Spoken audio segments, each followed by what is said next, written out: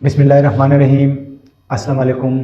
सबसे पहले हम ये वीडियो अल्लाह ताला के बाबरकत नाम से वीडियो शुरू करते हैं। तो आज हम जिस मोबाइल के बारे में बात करेंगे उस मोबाइल का नाम है वीवो Y200। तो वीवो ने जो है वो अपना Y200 जो है वो पाकिस्तान में लॉन्च कर दिया है। हम इसके डिस्प्ले के बारे में बात करेंगे।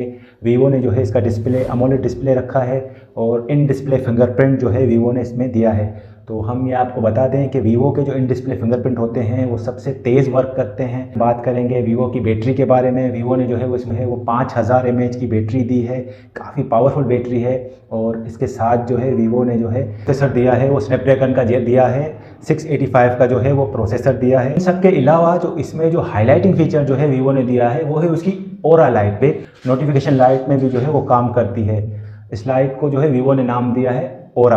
अब बात करते हैं इस मोबाइल के कैमरास की। तो वीवो ने जो है वो बैक पर जो है वो 50+2 मेगापिक्सल का कैमरा दिया है और फ्रंट पर जो है वीवो ने जो है 32 मेगापिक्सल की सेल्फी दी है।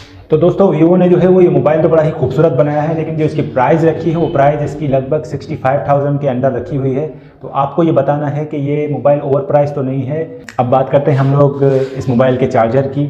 इस मोबाइल में जो चार्जर दिया गया है वो दिया गया है 80 वाट का।